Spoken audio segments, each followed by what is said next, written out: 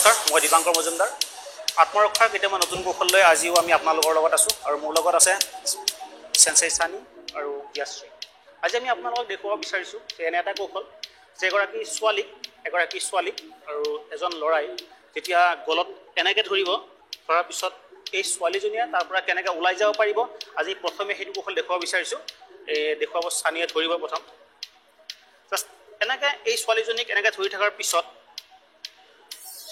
ছোৱালীজনীয়ে কেনেকৈ ইয়াৰ পৰা ওলাব এইটো দেখুৱাব বিচাৰিছোঁ।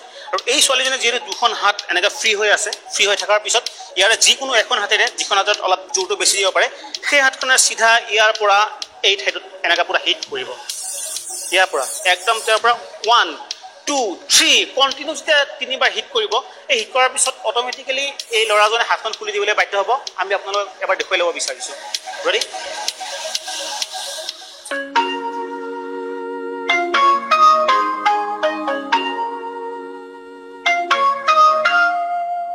যে এনেকৈ ধৰি থকাৰ পিছত ছোৱালীজনী পূৰা ফিট এনেকৈ দিব, তেতিয়া ল'ৰাজনে দুবাৰ, এবাৰত যদি খোলা নাযায় দুবাৰ, 3 নম্বৰ বাৰত অট'মেটিকেলি খোলাই যাব হাতখন। আমি দেখুৱাব বিচাৰিছোঁ এইবাৰ।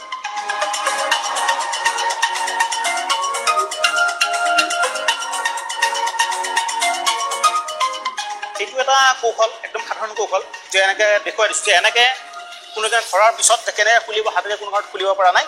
জাষ্ট এই হাতখনে এনেকৈ এইখন ইয়াতে মুখখনত এনেকৈ ধৰি পেলাই, ইয়াতে এনেকৈ ধৰি পেলাই, এইটো ঠেলাটো নহয় আচলতে, ধৰি পেলাই ইয়াৰ পৰা একদম যিমান জোৰ আছে এই জোৰ দি পূৰা এনেকৈ জোৰ দিয়াৰ পিছত 1, 2 জোৰ 3 এনেকৈ পৰি যাব। তাৰপিছত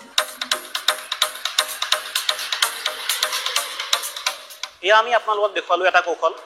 এইবাৰ আন এটা কৌশল দেখুৱাব বিচাৰিছোঁ। এই কৌশলটো ঠিক চুলিত ধৰাৰ পিছত যে কেনেকৈ বাচিব পাৰিব, এইটো আমি বিভিন্ন দিশৰ পৰা দেখুৱাবলৈ আগতো আমি দেখুৱাইছোঁ আৰু আজিও আন এক দিশৰ পৰা দেখুৱাবলৈ চেষ্টা কৰিছোঁ। যেতিয়া ল'ৰা এজনে এজনী ছোৱালীক এনেকৈ চুলিত ধৰে, এনেকৈ চুলিত ধৰাৰ সময়ত এই ছোৱালীজনীয়ে কেনেকৈ ওলাই যাব, জোৰত ধৰিছে ওলাই যাব পৰা নাই, তো এই ছোৱালীজনীয়ে কেনেকৈ ওলাই যাব সেইটো আমি দেখুৱাবলৈ যত্ন কৰিছোঁ। চুলিত ধৰাৰ পিছত এই ছোৱালীজনী কেনেকৈ চুলিত ধৰাৰ পিছত কিন্তু ওলাই যাব পৰা নাই, চেষ্টা কৰি আছে পৰা নাই, তেতিয়া এই ফটক কেনেকৈ বহি যাব লাগে ফাৰ্ষ্ট টাইম। এই বহি যোৱাৰ লগে লগে এই হাতখন যিমান আছিল অকণমান লুজ হৈ যাব, আৰু লুজ হৈ যোৱাৰ লগে লগে এখন হাত যিজনে ধৰি আছে, এখন হাত এই কঁকালত ধৰি পেলাই আৰু এখন হাত ইয়াৰে ধৰি পেলাই আমি এনেকৈ দিয়াৰ পিছত এই ল'ৰাজন পৰি যাব।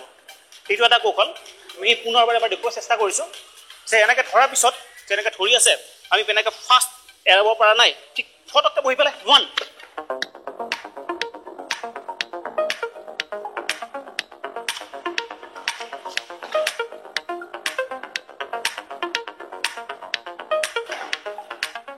প্ৰথমতে এনেকৈ বহি যাব লাগিব। এই বহি গৈ পেলাই এই ল'ৰাজনৰ ইয়াতে কঁকালত ধৰি আৰু এই হাতখন এইখিনি ঠাইত ধৰি এনেকৈ এইটোত থেঁচি কৰি আৰু এই ভৰিখন দাঙি দিয়াৰ পিছত এটা পুছ কৰি দিলে এই ল'ৰাজন পৰি যাব। এইটো আমাৰ তেনে এটা সাধাৰণ কৌশল।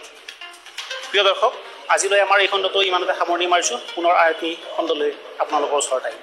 ধন্যবাদ।